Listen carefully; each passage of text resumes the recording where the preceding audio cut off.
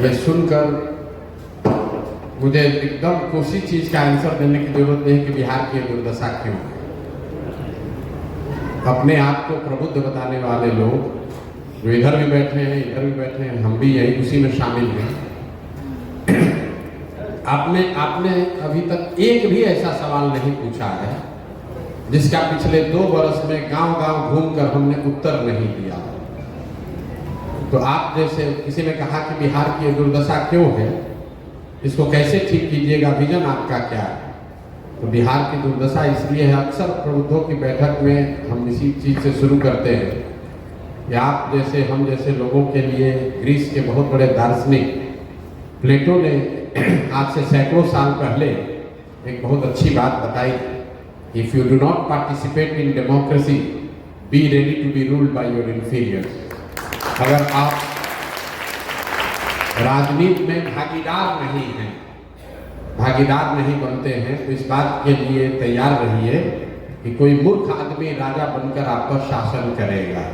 राजनीति में भागीदारी का मतलब ये नहीं है कि हर आदमी राजनीति में जाकर ज्वाइन कर ले और चुनाव लड़े, लेकिन अपने इर्द गिर्द होने वाली सामाजिक राजनीतिक घटनाओं के प्रति आप इतने अनभिज्ञ हैं कि आपको ये भी नहीं जानकारी है कि यहाँ पर क्या हो रहा है। और शहरों के प्रबुद्धों की तो हालत यह है कि यहाँ बैठे हुए 80% लोग वोट भी देने नहीं जाते। ये हम नहीं कह रहे, यहाँ का आंकड़ा कहता है। बिहार में वोट होता है 50-55%, शहरों का वोटिंग का आंकड़ा उठा कर देख लीजिए वो 40% है। और वहां पर भी मिडिल क्लास जहां पर जो बस्तियां हैं, जो इलाके हैं, वहां 30% वोटिंग नहीं होती है। यहाँ बैठकर इतना लंबा लंबा आप सवाल कर रहे हैं, गोपालगंज को कैसे सुधारिएगा, बिहार का शिक्षा कैसे सुधरेगा, आप पर भरोसा क्यों करें। भाई साहब ने कहा आप पर भरोसा क्यों करें, यहीं से शुरू करते हैं। मेरे भाई आप तो ऐसे कह रहे हैं कि आपके पास कितना विकल्प है।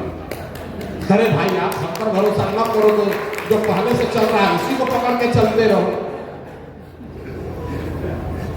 जिस रोगी को डॉक्टर ने ये कह दिया है कि अब आपके रोग का कोई इलाज नहीं है हमारे पास, वो रोगी कह रहा है कि हम कौन सा दवा खाएं, कौन सा दवा न खाएं। मेरे भाई आपके पास तो जितनी दवा है 35-40 वर्ष में सब खा के आप देख लिए। आपने कांग्रेस को देख लिया, आपने लालू जी का सामाजिक न्याय देख लिया, पढ़े लिखे नीतीश कुमार की सरकार देख ली, मोदी जी का करिश्मा भी देख लिया। आपकी दशा नहीं सुधरी।